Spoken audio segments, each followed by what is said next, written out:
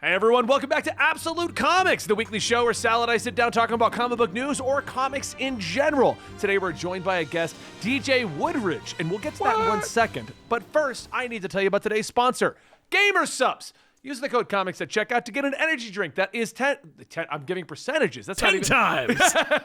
It is a less chalky than its competitor energy drink to get you engrossed in your comic book reading adventures. They've also got anime waifu shirts and anime waifu cups with the waifu cups line. They're awesome. They're fun. It's a great website to go check out and get your product. Use the code COMICS at checkout. I was trying to change it up a little, Sal. Why you giving me a face? Like Waifu cups, man. What? It's one of their biggest sellers, man. Don't dig on the ad spot, man. You can't dig on the ad spot. You can't. Don't bite the hand that feeds you, man. That's true. He's not a fan of the waifu cup angle. Hey, listen. I can get behind the not chalky part. I was doing a manga historian video, so I threw on the waifu cup shirt. You did. Is that from one of our other sponsors? Yeah. Nice. And so I was literally like, I'll leave it on for Absolute. Love it. Anyway, DJ, good to have you here. Before we get into it, where are you from? Who are you? And what are you here to promote? Okay, Who the so hell are you and what are you doing? Wait, who are you? How did you get in? Hold on. Yeah, exactly. Do we need to opened change the the door for locks? you? Hold on. Yeah. So you might know me from my podcast, Only Stupid Answers, which I do with Roxy Stryer. You might also know me from our Patreon exclusive show that I do with Sal called Spider-Versity, where we talk about everything Spider-Man. We are hip deep in Spider-Man, the animated series season 4 now. Feels like chin deep, but Yeah. We're itching to get to season 5 and all the craziness that's over there. But yeah, so I do this thing. I come in, I talk about the movies, TV shows, comic books. You might also know me from creating my own comic books. I got one over on Kickstarter right now. If you go to hellbentcomicbook.com, you can help support an incredible supernatural thriller from an incredibly diverse team of creators that worked with me to create this comic.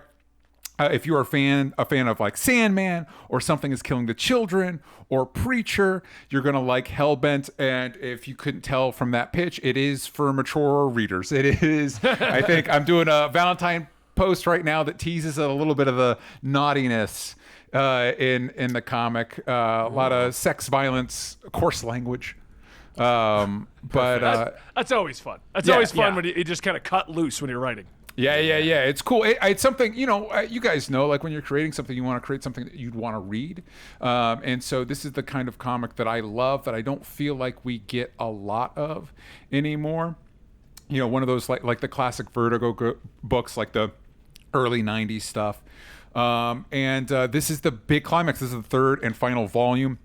If you haven't checked it out before, you got volumes 1 and 2 right behind me. You can get all 3 volumes one go. It's 136 pages, the complete story, beginning, middle, and end. You can get the whole thing. So you want to check that out, you can go to over hellbentcomicbook.com. Yeah. See, that sounds like a good catch for me. I just did an hour-long solo podcast, basically, discussing the pros and cons of mediums, and getting that many pages for that bang of a buck, that's what I like to hear. Yeah. I just had to talk to myself for an hour talking about that.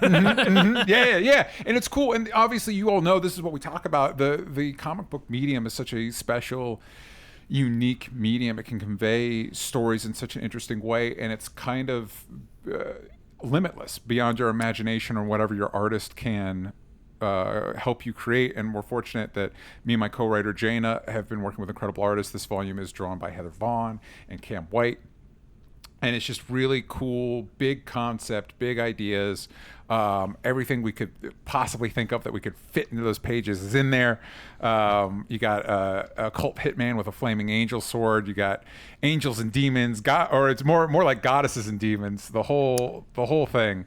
So I was gonna say I highly recommend it. Yeah, of course I do. The damn thing. Yeah, I wrote it, but also I think it's pretty cool. So check it out. All right. I love having guests like you on here, people who do this for a living. Yeah. Because I don't have to beat around the bush or be super proper. We can just have fun having a podcast. I can do things like promote yourself. Talk about sell yourself. Talk about the thing. Yeah, I'll just sit back for a second. I'll do the tweet I should have done 20 minutes ago. I got you. Yeah. So I think it's pretty cool. It's stuff that you don't normally see on the stands. The good thing about Kickstarter is this allows us an opportunity to kind of tell stories that you wouldn't normally get in mainstream comics. And it's just a beautiful medium. It's such a cool thing to be able to part of, and it's so cool and gratifying to see us. As of this moment, we are funded, so the comic is happening. We reached our first stretch goal. Yeah, thank you. We've reached our first stretch goal, so that we're going to get extra pages. It's going to be an extra long final issue, and as of this moment, we are like a hair's breadth away from 9,000. And so if you all could do that for me today, that'd be the greatest value. If you could just if you just kiss us over that 9,000 mark, ooh, that would give me a happy Valentine's Day. Because if you don't know, making comics, paying your artists, because that's essentially what we're doing. Is my co-writer Jane and I, we have not gotten any money from our previous campaigns. This is just paying our artists, printing the comic, getting it out to you.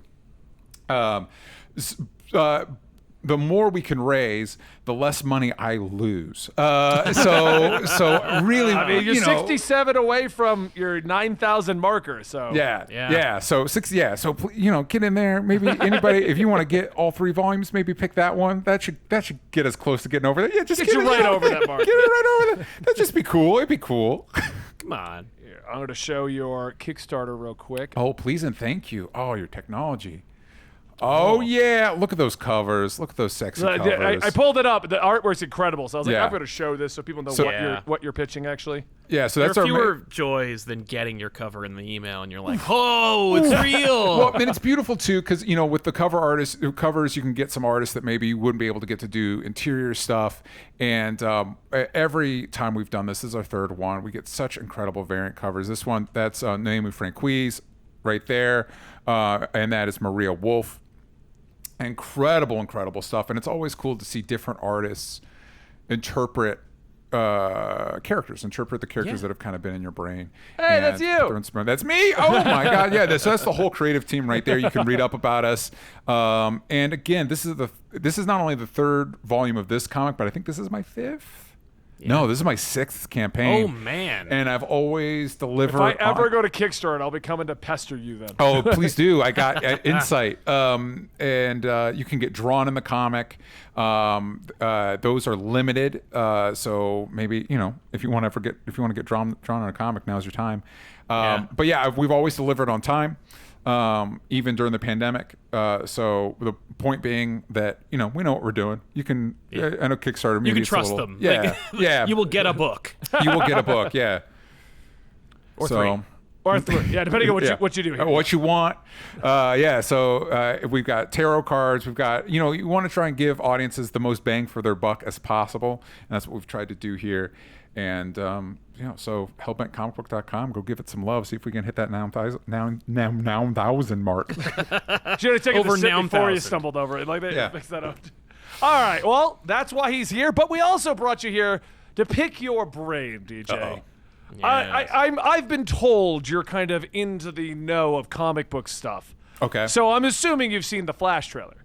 Yes. Super Bowl. You're talking about Super Bowl. Big game, please. I'm so sorry. The big game. Excuse me. Excuse me. There was a mild sporting event that had happened. Yeah. Can we get away with it? Do they try to copyright strike you now if you say it at all? Because I know that it was really silly for a good long chunk of time. It was big game trailer. Yeah. But I noticed that if I just do that. I don't think you can put in the title. Well, anyway, the big game. Yeah. The big game. Yeah. Wait, I didn't know that. Are we not allowed to say it? No, I think we could say it. It's just okay. I jokingly don't say it, but I didn't know I Yeah. wasn't actually supposed to say it. It's true. Yeah. All right. Well, anyway, the Flash trailer dropped. Yes. And I wanted to get your thoughts on it. Maybe get a different perspective that can make me and Sal change. Because Chow hates it. Good old Chow. Chow doesn't say I hated it. Uh-oh. Yeah. People are mad at me for by the way, if you weigh in and you're like, oh, cool, people are like, boo! Yeah. Are they? Yeah, I didn't even read our comments on it yet. Yeah. So No, what are your don't thoughts bother. on it, DJ? You know what? I'm more Camp Sal. Listen, it is impossible for me to separate my brain from the fact that, by all accounts, Ezra Miller is a walking crime spree, or has been for the past couple of years. And while I didn't hate them in Justice League, it's not necessarily my. There's a lot of I think we're all DC fans here, so there's a lot of just the idea that you're getting the thing. There's a lot of apologizing. It's not like I remember all the way back in Man of Steel, like, well, I didn't like that he killed Zod, but yeah, maybe, and now Yeah, I'm you over. squint hard. Yeah, it's you're like, basically- okay. And so like, but whatever. Okay, so that's the first hurdle. Michael Keaton's there. He's doing CG kung fu, which is not my core memory from the Batman 89 He also verse. smiles a lot in that trailer. He smiles so much. He smiles in the teaser poster for the movie. But I also feel like he's just smiling because he's happy to be back. Like I don't like maybe that wasn't even He's in smiling the because script. the check cleared. He was like, yeah. I'd be smiling myself. Like, let me tell you something. That dude has never been able, and not for for typecasting. He's never extricated himself from Batman. Like, No. there's a now famous keynote speech at a graduation where he says he's Batman. Yeah. Apparently, he used to say it to Tom Holland while he was like playing the Vulture. Like he was Cool. he you can't stop him from being Batman. So when they were like, we're gonna pay you probably more than you made from Batman Returns. Yep. To be in a Flash movie, Yeah. where you were really only gonna be Batman for like 10 minutes, Mm-hmm. and the suit might not even be real. Like we Yeah. could just black bolt you, and it's all Exactly. CG. And he's like, okay. I have a couple questions for you guys that Okay. I try to. Obviously, it's just a trailer. We don't know the full thing. Yeah. True. But what happened? Like what? Okay, so here's. Are we led to believe? That's a loaded question. What? Are we led to happened? believe? Okay, so the Flash, obviously pulling from Flashpoint, which isn't. I don't know why we keep going to Flashpoint. I don't think it's that great an event, but whatever. It's not. Okay, as a Flash fan, DJ, I agree with you. I'm like, he's done more than Flashpoint. It's more than for some reason we Flashpoint- can't get over. yeah. I get it's the only story everybody because they advertised it to the ends of the earth. But like anyway. Yeah. But we're doing a Flashpoint. Okay. He wants to save his mom, which again, I'm in a room of Flash fans, so you all know that's a new.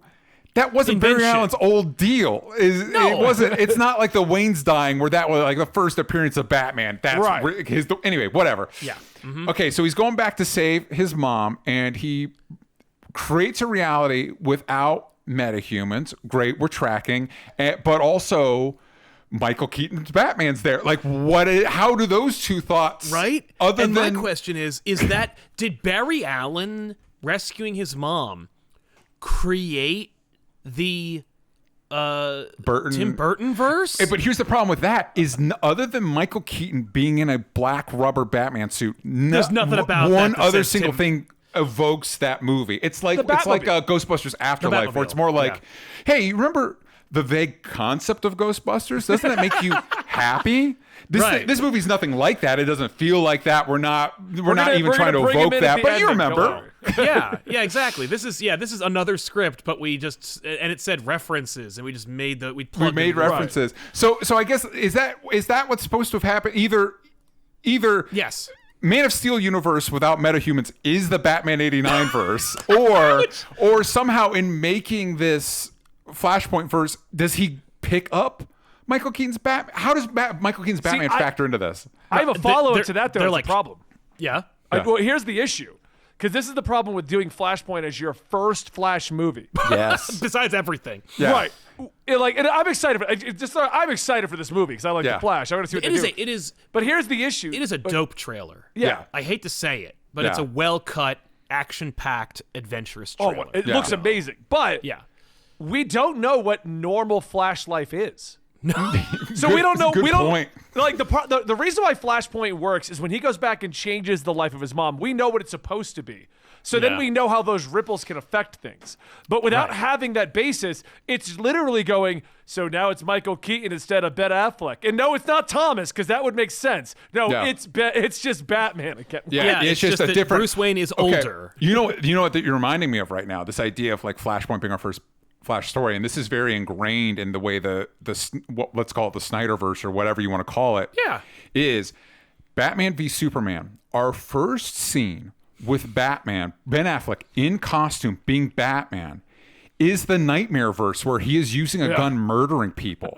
Yeah. So we he's haven't set a branding base- people Yeah, with a hot iron. We haven't set a baseline of what normal Batman is before we show him in a dark alternate future. True. And then when we go back to the present, it's like, well, it doesn't seem like he's that different than the dark alternate one. No, it's true. Yeah. He So wore a what- trench Doesn't have a coat in that duster. universe. The Yeah, trench he wears coat a was trench in coat. it. That's how we know it's different. That's how we know it's over his costume. See that I think that as a fan of the Snyderverse, I actually liked what they were doing with it. I think the only reason it worked for like people like me is I know what they're supposed to be like in the comics. But for the general audience, and this is why I don't think a lot of them connected with it, there was no precedent. Yeah. Just like even with Superman, Man of Steel is not like traditional Superman, but we didn't have traditional Superman. We didn't set up traditional Superman. Yeah. So we could go into that. And so I feel like that's the issue with the Flashpoint being the first movie. Like the reason it worked in the CW, and I know like some people hate the CW, is because that was like season 3 or 4. Yeah. We had like at least two whole seasons. And when you say seasons, you're talking 20 plus episodes. Seasons. You knew how it was supposed to be, so a change to Michael Keaton would have shocked the hell out of you. Yeah. Yes, that's true. Do you think we'll see other like Ben Affleck and Michael Keaton and possibly R-Pat's high five? Will they get No. Okay. No, we're not going to get that. Okay, Sal. Okay, hold on. I'm going to give you another offer. Okay. Post-credit scene, will we see Ezra Miller, Grant Gustin, and John Wesley Shipp hang out? No. No, better yet. I'm so sorry. Scrap that. Who cares about that? We've already seen Ezra Miller and Grant Gustin hang out. We saw that. Yeah. We saw that. Here's what I want. Truth, hand to God. You want a lot of post-credit scenes. Here's what I want. Well, that's where all the good stuff in these movies happen anyway. That's true.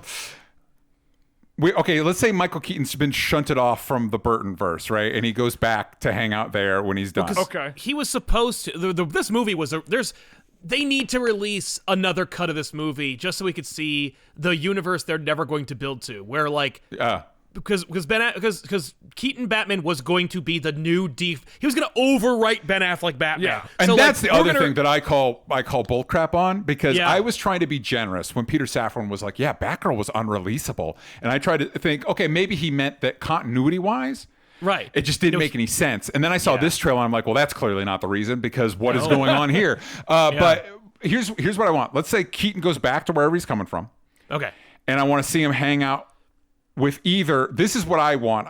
I want to see him hang out with John Wesley Shipp's Flash and say, though that is going on over there. John Wesley Shipp's Flash is over in the Burtonverse, or hopefully both. Yeah. Let's get Michelle Pfeiffer back as Catwoman, because having just seen Ant-Man, I can tell you she can still bring it. That's fair. That's fair. I will see that and raise you this. Okay. And it's more sacrilegious. This is much more controversial. That is fan service. Yes, that's what I want. We crammed Danny DeVito into a penguin suit. Yes. And he's got a monocle this time. He actually looks like the Danny comic book DeVito version. would do it too. He Have would. you seen what he's in right now? He'd be great. He would be amazing. But no, here is the post-credit scene. Yeah. Because originally he was going to be, since Michael Keaton was going to be the Batman, but now he's just going back to the Tim Burton verse. Yeah. That's better. Yeah. He goes back there. And then Linda Carter in a Wonder Woman costume Yes. and a body double with a deep fake Christopher Reeve face Yeah. show up in the Batcave, and we get, for one shot, the Trinity we were supposed to get, that we should have gotten in 1980 or 1990. Yeah. Okay. Yeah, because obviously there's a lot of tragedies there, but I think Sal and you and I have talked about this before. Not barring the accident or whatever, Christopher Reeve was actually younger than Michael Keaton. Yeah. Like, if Christopher Reeve was still alive, he'd be younger than Michael Keaton. And so it's like, we could have done it. Could have done it at any time between Returns and Forever, since at that point, between Returns and Forever, Warner Brothers lost their damn minds and didn't care at all. Okay, now, here's the thing. Sal, like I'm gonna have to poo-poo this no. just because It's horrible and I hate it. I don't like that deepfake idea. thing. But here's what we can do. Here's what I can offer you. Okay. I'm gonna turn down your deepfake Christopher Reeve just because we can't. Keaton Batman returns to Batcave. Yeah. Superman cape. Who is it? Nicolas Cage. Oh my God. Nicolas Cage is Superman. But he has the mullet. But he has to have the mullet. We He did has take to have the him and mullet. make him younger. Yeah.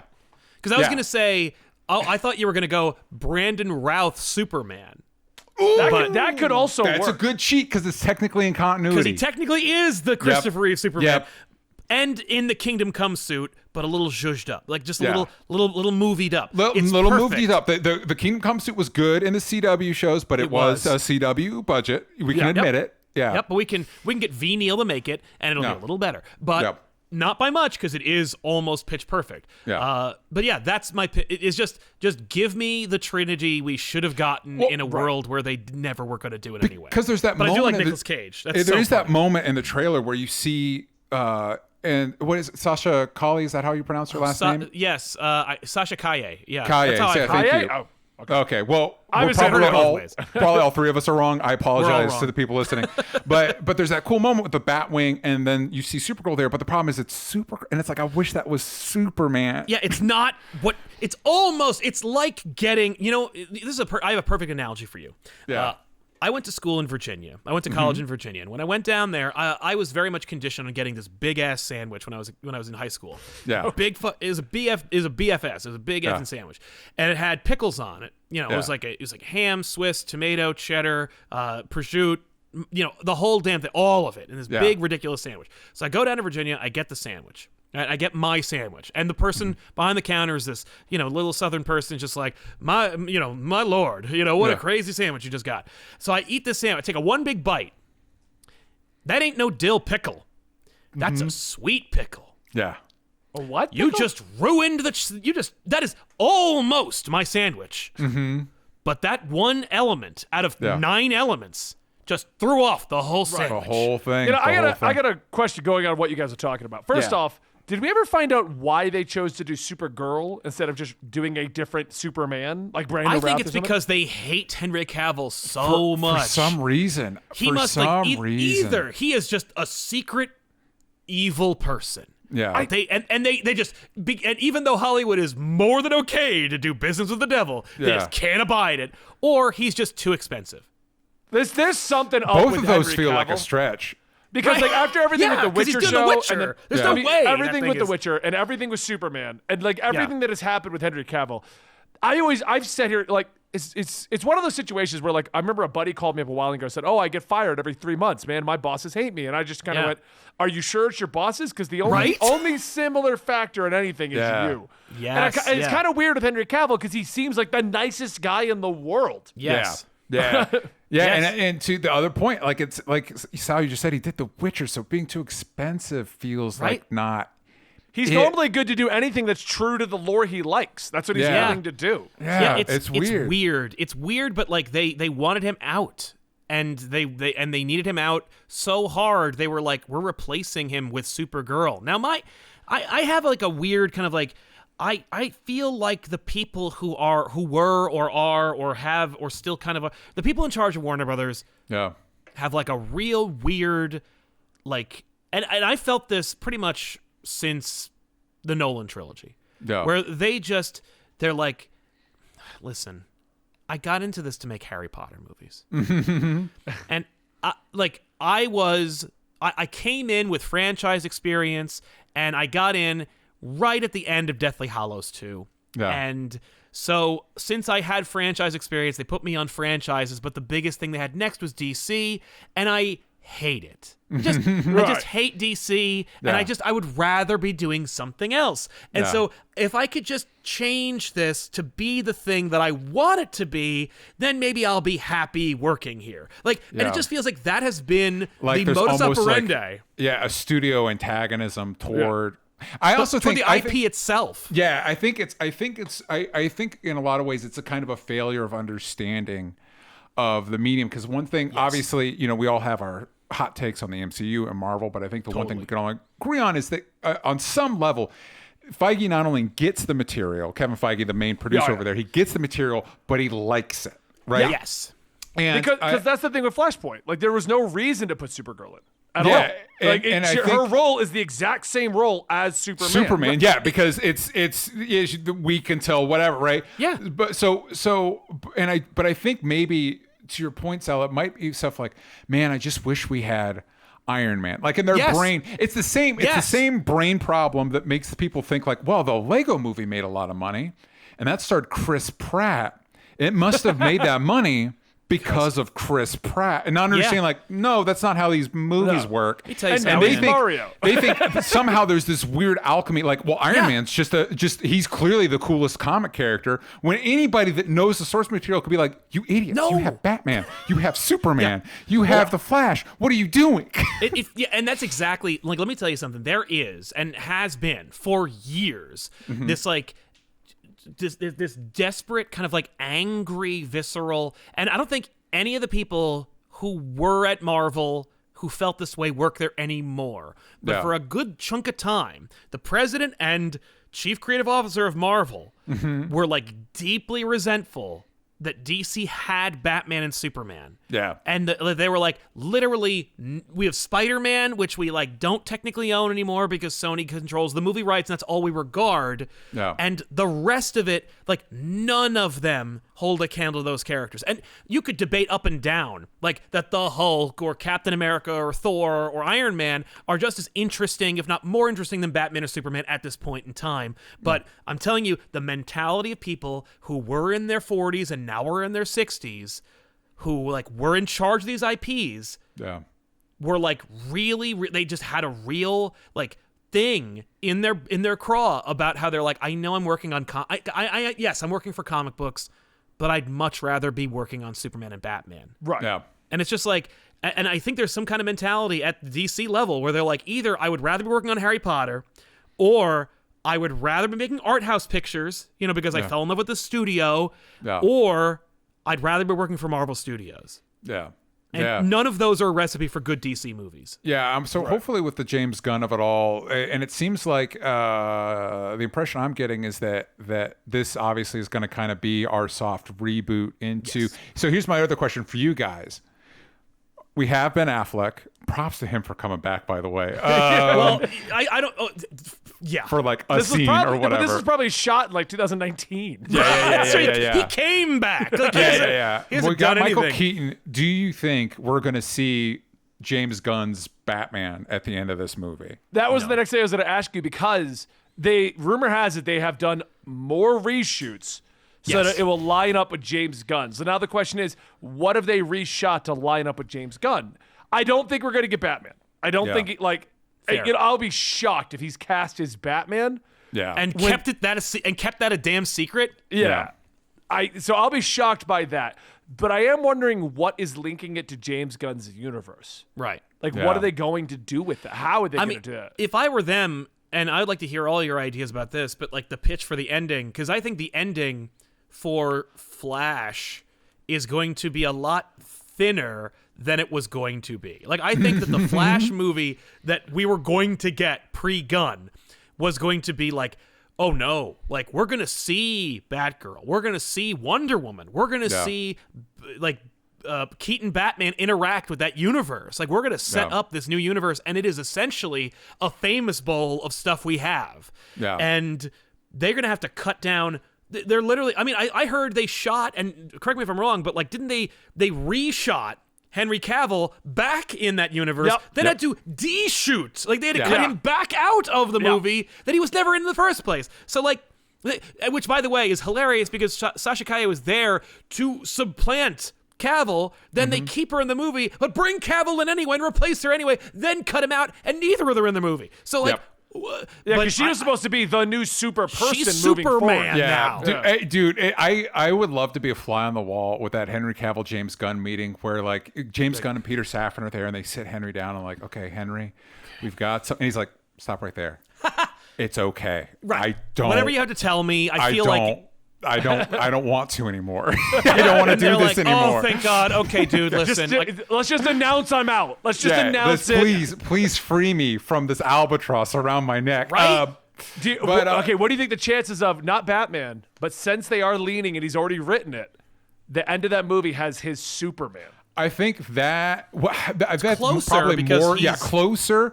But I do think Sal might be right, because here's what I think they should do on some level. I think, oh no, reality is broken. I need to run super fast. Yep. And he's running, and then we just rip straight from Crisis on Infinite Earths. We have him run until he's bones. Bye-bye, Barry. And then maybe have maybe here, this actually might work. if Gunn's seen it, Gunn has said whether this is the studio line or he actually feels this way. He's like, this is the greatest thing since sliced bread. Yeah. Y'all get ready for.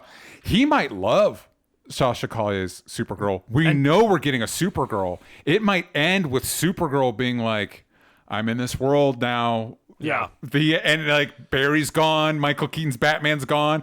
Who knows? Jason Momoa's Aquaman shows up. He's like, I'm still here, and they're like, cool. And then like, roll what? credits. Wouldn't you rather be Lobo though? And he's like, shut up. Yeah. You know what I would say right now though? I will pay a good amount of money to get all of these deleted scenes on the Blu-ray. I want either like a book or a YouTube video. Like, remember the heyday of Blu-ray DVDs where there'd be secret things? Yeah. Imagine that. Easter eggs. Yeah, Easter eggs. You're going around there and you find like 3 alternate cuts of the movie. But then if you're watching an alternate cut and you pause on this one scene and you click here, all of Batgirl is there. The whole Batgirl. The whole movie. Yeah, you're like, what? Why is this Blu-ray so heavy? Yeah. Yeah, man. I think if I had to do a prediction or even a pitch to them about how to fix this movie, he runs and he gives his tearful goodbye to his mother. And, he's just like, oh, man, I got to run. And he runs, and it just fades white. Yeah. And then credits. Yeah. And they just go, we'll fill in the blanks later. We'll figure it out later. Like, you get it. The universe is different. Like, that's how they ended that Flashpoint movie or that weird, dark animated movie. How they killed their animated universe. They were like, Barry, you got to run. And he just does. And they're like, yeah, good luck. We just vaporized. Yeah. And then it does like the Marvel movies like to do where like the Flash will return, ... question mark? Dude, and then you get like one post-credit scene and it's like, and it's Michael Keaton Batman and Michelle Pfeiffer shows up as Catwoman. Yeah. Or and then nobody will care. No, but Michelle Pfeiffer is not Catwoman. She's just on the couch in Wayne Manor, like roaring fire, cat in her lap. She's like, where have you been? That's the movie. Like that's the post-credit scene. And listen, I would stand up and applaud if that was the post-credit scene because it basically says, we unmade Batman Forever. We unmade Batman and Robin. Now, I think that if these guys get all Sony about it, how we pitched like our like, what do we really want to see Batman Keaton interact with? What we will see is Michael Keaton interact with George Clooney Batman, and we'll get like 4 Batmen in the room. And it's just like, we paid Christian Bale $20 million to put on a Batman suit. Actually, we didn't even make him wear a Batman suit. He's just wearing a gray thing with ping pong balls, and we just put a bat suit on him. That's it. I'm holding out hope that Pattinson shows up at some point. Like, we at least get the 3 current Batmen at this time. Well, and let's talk really quick. I had heard a rumor, and God only knows if it's like real or not, because people have seen this movie enough where leaks are not only possible, but plausible. Inevitable. They're inevitable at this point. That like we're going to have Barry run through the multiverse, and we're just going to see basically every DC movie ever made as like a kind of like menagerie through the multiverse. And so like Pattinson will be in that. Yeah. No question. Okay, no, here's what we do. Big final fight, which I mean, I think we're all on the same page that we're ever since we were like, I can't wait to see Michael Keaton's Batman fight General Zod. And yeah, of course.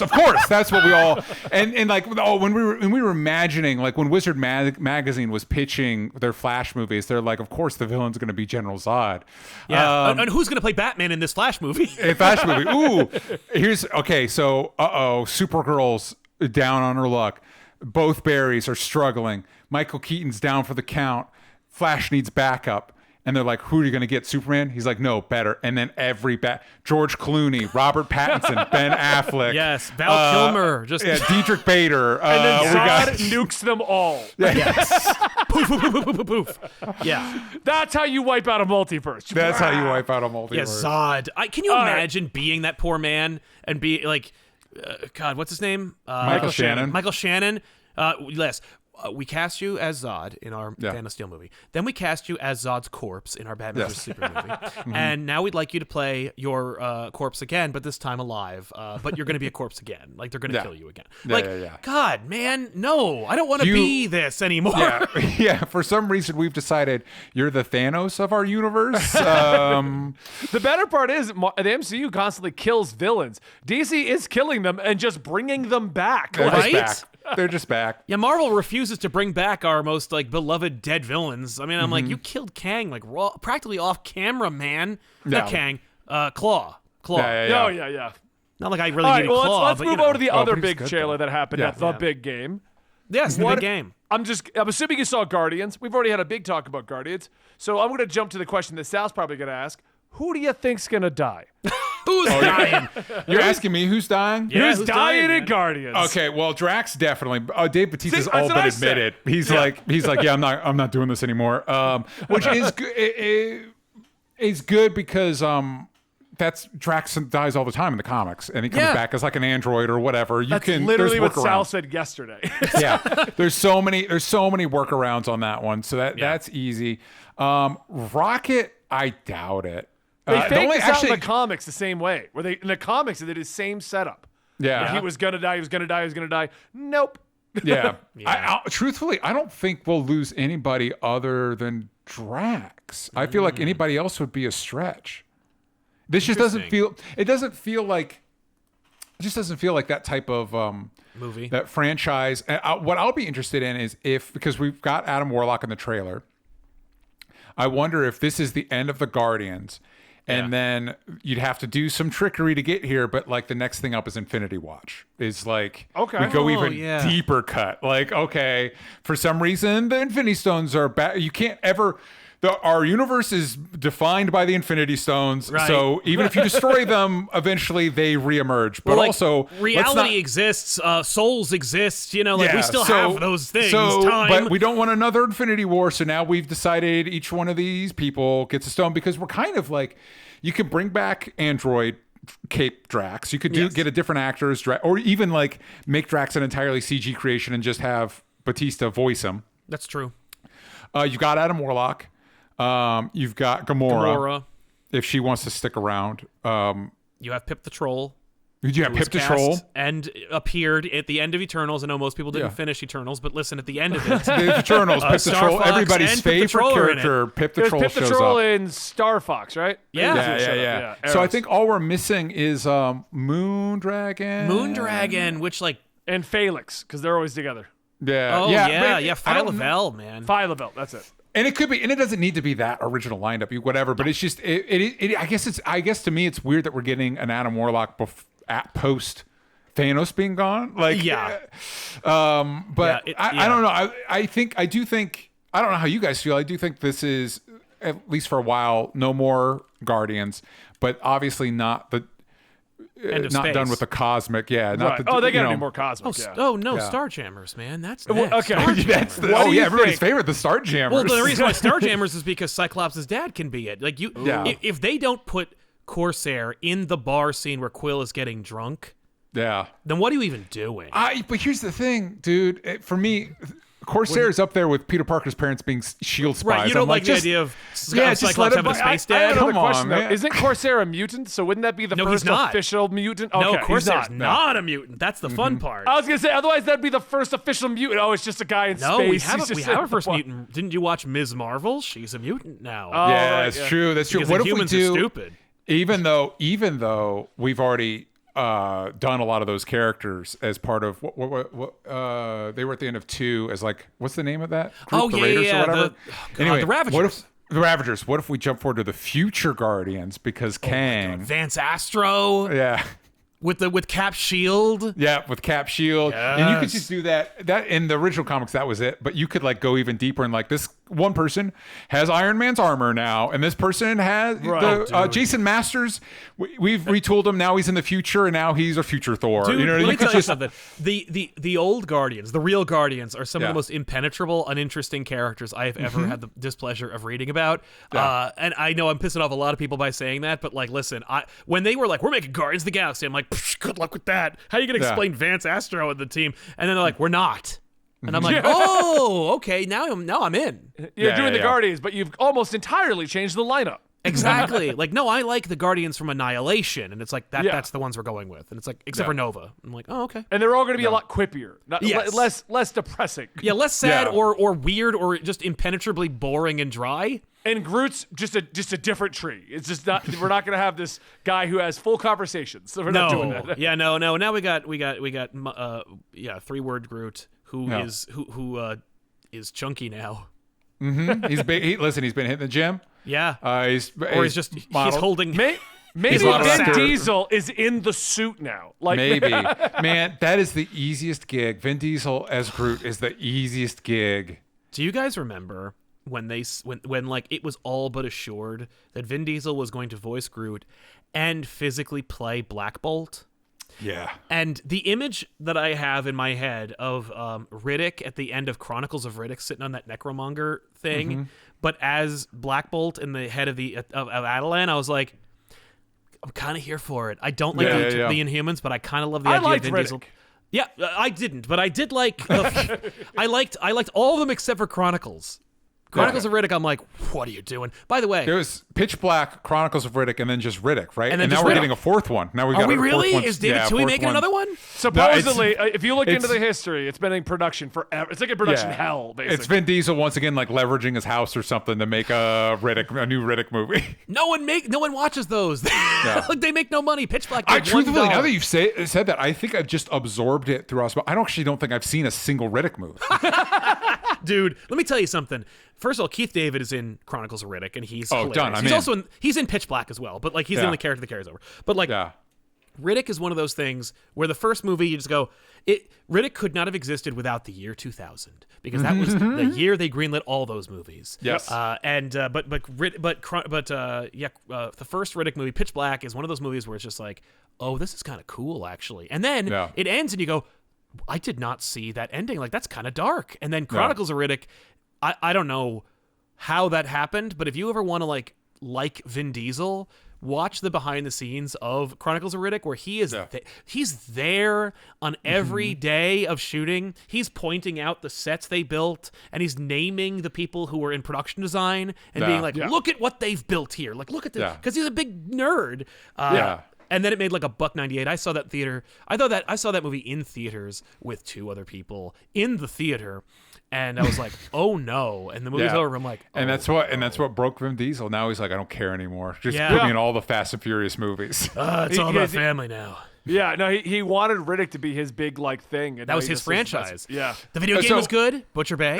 That's what most people talk about is the video game. Let's circling back to your question. I don't think Rocket is going to die, but I think he is going to fly off into the sunset with Otter Lady. Yeah, who has a name girl. in the comics. Whose name I do not remember. Well, here's the question: what do you think the chances of this being the end of Peter Quill? Yeah, like 90%. Like killing him off, and I'm gonna throw the ante up here. He's gonna die sacrificing himself to save Gamora in the end. No, I think we'll get or at least a fake out of that happening. Because one, I don't know that Marvel's in a position where they kind of like.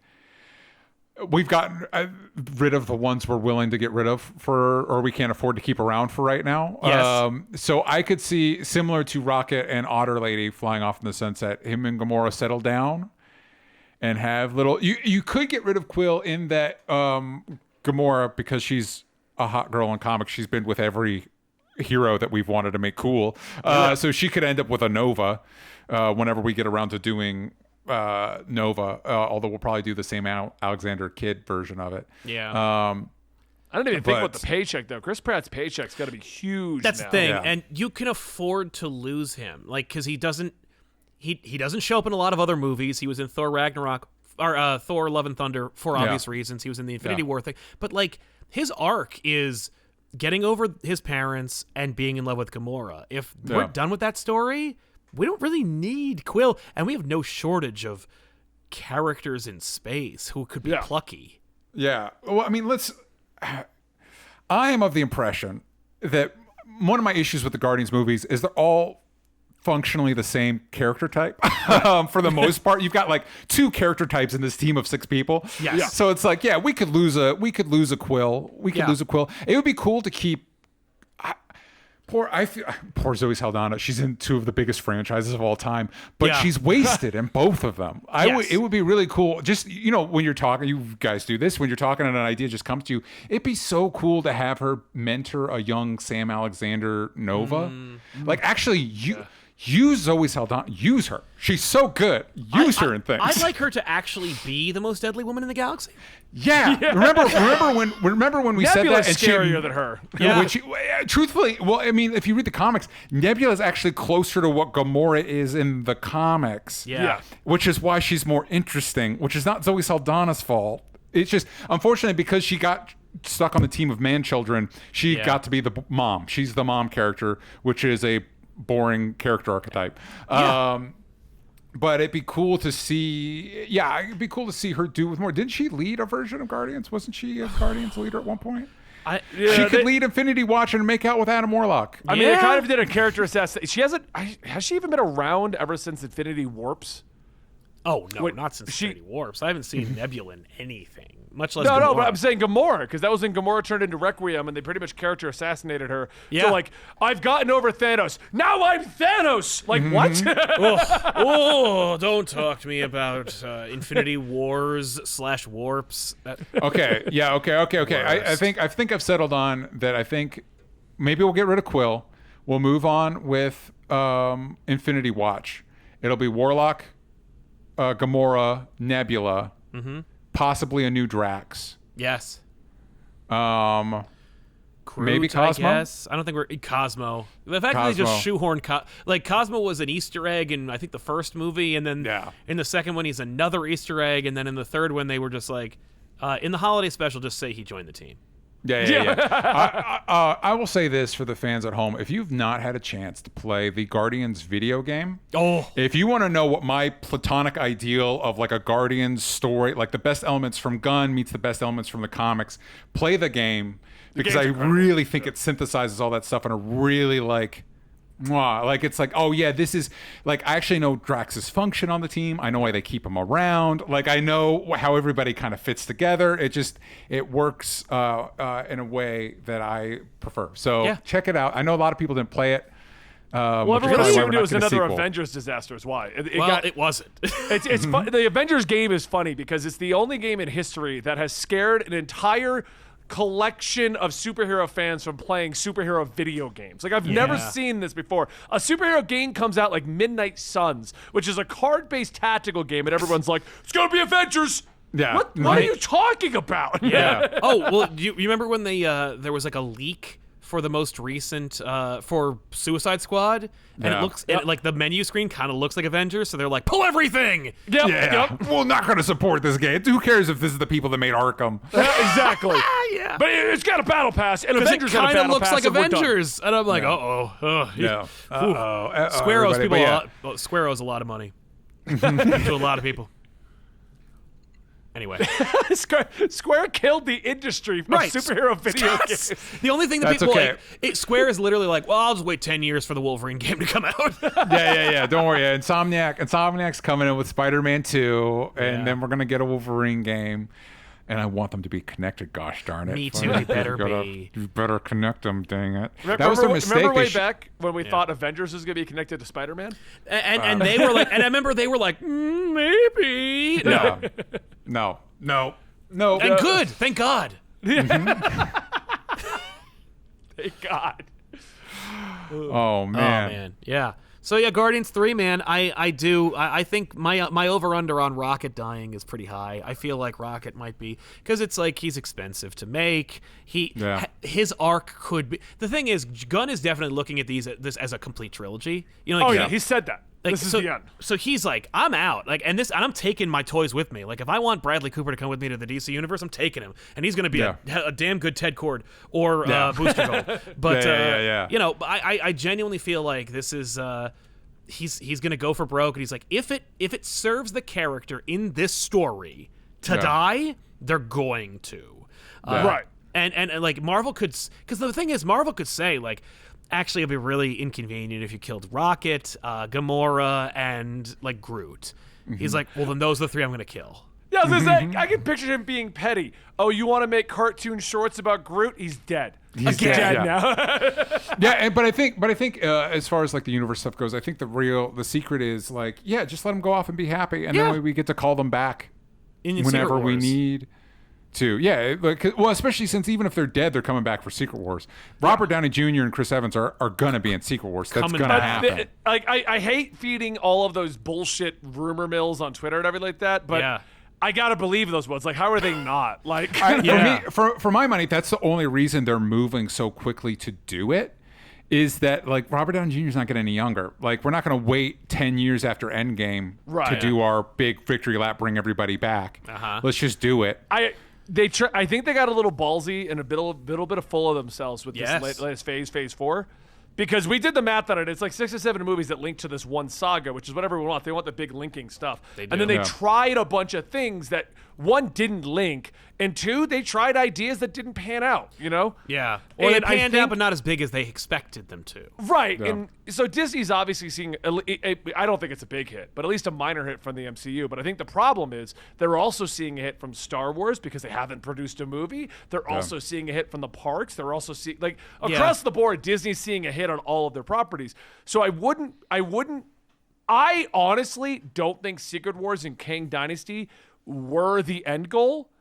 Like a year and a half ago. Right, like Secret Wars should have been 5 years from now. Right. I think they were planning like a 5-year plan, and I think it's like you said, DJ, they're like, look, they're not getting any younger, and we need a second Endgame to pop off. Yeah. And then from there, we're going to try something else and see if we we'll use Secret Wars to get everyone back for one last ride. And then we'll start over. Yeah. Yeah. But that's the other thing too. Unfortunately, like, we like to think of this as fans. We like to think of this as storytellers. We like to think of this, but it's also part of corporate America. Yeah. And for some reason, corporate America is like, constant growth. You need to be growing. You always need to be making more money, which is insane. That is an insane thing. So you're not going to be able to produce the biggest movie in the world every year. Like, that's not everything's going to be an Endgame, you know? Yeah. I was fine with experimental MCU. Like, Well, I truthfully, so the problem with Phase 4 is it gave me stuff like Moon Knight and Love and Thunder, which I really didn't like, but but that experimentalness also allowed for stuff like She-Hulk, which I really liked. It also allowed for Werewolf by Night, which I really liked. Werewolf by Night's my favorite. Stuff that they would have never done in Phase 3. Like, it seemed impossible to even consider. Only if, like, the thing is, like, they only would have done it if they got the talent that they were hoping to poach for something else. You know what I mean? Like Guardians is one of those things where they went like, Guardians and Eternals and even in the Inhumans, like, those only exist because someone at the top wanted it. Yeah. So you could see, like, Giacchino being like, look, you want me to be your exclusive composer? You better let me make a freaking Werewolf by Night movie. I don't care if it's 45 minutes, I'll do it. And like, that would have happened. But like, I feel like Moon Knight's one of those things where that was a risk. I guarantee they were taught internally. They were like, this is a risk. She-Hulk for them was a risk. I mean, to the point where I remember hearing after the fallout from She-Hulk that Feige was like, he was distancing himself from connecting Jen to other things. Like, people were like, oh, she's an Avenger, right? And he's like, nah. And I'm like, what do you mean, nah? Like, I mean, we don't need a season 2 of She-Hulk, but we'd at least need her on the Avengers. Right. Yeah. We can ignore the show and just put Jennifer on stuff. Like, she could just be a part of the rest of the group. Yeah. Now. Like I want to see that. Like, Daredevil is a thing where that's one of those few things where I think Daredevil is similar to like a Spider-Man No Way Home, where it's like, we didn't make that, but we'll take it. No Way Home is their like Endgame 2, where they're like, oh crap, do you mean to tell me that the only way we can get more Endgames is to make it Spider-Man Endgames? Because if that's the case, then we need to plunk down $3.5 billion and just buy the damn character back. Yeah, because I think and I think the lesson, I hope things work out for DC in the sense that when James Gunn is talking about no movie is going to go into production until a script is done. Right. Fine by me. And we're doing 2 movies and 2 shows a year. And it's like, that is coming from a person that has been in the Marvel sausage factory and looking at it and be like, this isn't sustainable. Yeah, this isn't. Because I can tell you, somebody that just saw Ant-Man, like a lot of like some of the lesser Marvel movies, it feels like a first draft. It feels like we just shotgunned a bunch of ideas out there, and we're like, here we go. And you're not gonna keep getting a strong response. With people, and you're also gonna build an audience that is not only open to stuff that changes pace like She-Hulk, but is openly antagonistic towards it. Yeah. You know what I mean? Like, well, a girl? Oh, and she's making jokes? Oh no. You know what I mean? Like you're developing, you're not developing a audience that you can build. You know what I mean? Like you're creating too insular an audience. Exactly. No, you need to, Marvel is one of those beautiful brands where there is a world where you can have your Superman, Captain America. You can have your like gearhead Iron Man. You can have your like loner niche character who also is secretly your Mickey Mouse and Spider-Man. Yeah. But you can also have like a effing werewolf or a vampire or a space alien or a space alien that only invades your dreams or like subterranean like lava men or gods or cosmos spanning sport utility riders. There's any number of like opportunity to tell literally every genre. There's the Two Gun Kid. You want to do a Western? Got Two Gun Kid. You want to do a space opera? You could do Silver Surfer. You want to do a romance movie? Got She-Hulk for that if you wanted to, because the most recent She-Hulk series is literally like a blueprint for a romance rom-com movie that would cost you like $50 million. It's not a big deal. Like you can do all these things, and yet they're not leaning on them in the same way. Like, and I honestly think that's because of the big $1 trillion streaming elephant in the room. Yeah. Though Disney Plus is not doing so hot right now. That's one of the biggest drains on Disney. And may I say, just because I have a platform right now, tank it. Like, make a deal. And I think I said this before, but like, make a deal with Netflix. You go to the Disney section, it turns blue. Maybe the Netflix like logo inverts into Disney Plus or Disney, but like, just collect money instead of sending money we've been saying that for a while. There's way too many streaming platforms, but that's a totally different topic, and we need to start winding this down. So it's time to start consolidating. We'll bring DJ back. How long is the Kickstarter going for? A month? Yeah. Well, you bring me back. Listen, bring me back. I've got opinions on it. We got 23 more streaming days. Platforms. It's true. But I wanted to weeks, just really quick when you need that put that last out bump the ether. right at the ending, DJ, we'll just bring it back. We'll talk about it again. Yeah. But the last thing I want to say in the MCU thing is I didn't know he was talking about 2 movies, 2 shows. I don't know if that's you saying that or that was DC. That was DC. That's James Gunn over that was DC. James Gunn. He was saying. He's saying 2 movies, 2 shows. And they need to do that. And I agree. And this is something I've been saying for a while. Part of the problem with our industry right now is they've gotten so frequent that one, they've spread the money out, hence the visual effects going down. Yeah. And 2, there's no hype anymore. There's nothing for us to get excited. You don't get excited when it's a monthly thing. You get excited when it's every twice a year. Yeah. When it's an event. It's hard for me to get excited when literally the meetings I have with Sal are, all right, so we got a movie in February, a show in March, so we'll do a daily, and then another movie in April, and then 2 in May, but a show starts in May. So, that shouldn't be my meeting. Like, my meeting should be like, like, if the average, movie-going person who doesn't have a podcast should not have to come pick up and with choose. A schedule to they should go to the mall. Absorb content. They should be able to watch it all. They should be able to go. No, it's not fair. But I do want to wind this down. I know we said we're going to talk about Lazarus Planet, but it's still an ongoing event. Sal and I can hit that next week. The reality is nobody cares anyway. You're not reading it. People are reading it. They're my shorts are doing amazing on Lazarus Planet. Yeah, Lazarus Planet. By the way, just to put a little pin in it, Lazarus Planet #1 from Mark Waid is really cool, and the art is phenomenal. Yeah, Riccardo, I can't remember his name. It sounds Federici is his name. Riccardo Federici, and it looks like a Frazetta book. Like it looks like Asad Ribic drew it, and it's just like, whoa! This came out of nowhere, especially because it's a book that's entirely editorial driven. Yeah. They just told Wade write this, and he's like, okay, I'm a workhorse, I can do that, and it's cool. It's an awesome story, and it links into everything going on. It follows the train of everything, which makes Lazarus They're Planet gonna fix Shazam. Yeah. But we'll talk about that in full next week. Let's go ahead. DJ, I said you're going to get one last spot to promote the Kickstarter. Let's hear about it one more time. Hellbent but comic more book. quicker. More quicker. Hellbentcomicbook.com. Again, if you're a fan of supernatural thrillers like Sandman or Preacher, go check out hellbentcomicbook.com. You're gonna love it. Just check it out. Support us, please. During the show. Oh, thank you. Of course. And that's right. And the link will be down below, whichever one of the platforms you're looking at. But if you're listening to this on Spotify or one of our other platforms, go just Google search Kickstarter Hellbent. It will come up. Trust me. I've done it just now just to verify before I told you that. And don't forget to check out our sponsor, Gamer Sups. It's where I get this awesome clothing for those of you who care. And those of you who don't care about anime women on your clothing, check out their energy drinks, like Sal. Yes, I will drink their energy drinks. All right, guys. Thank you so much. DJ, it's awesome having you here. It was really fun watching the two of you just go back and forth. And it was like 5-10 minutes into the show that I realized, right, they have their own show. They have their own back and forth. Yeah. But no, it was really a lot of fun. Anyway, guys, thank you so much for joining us today. We'll see you next time right here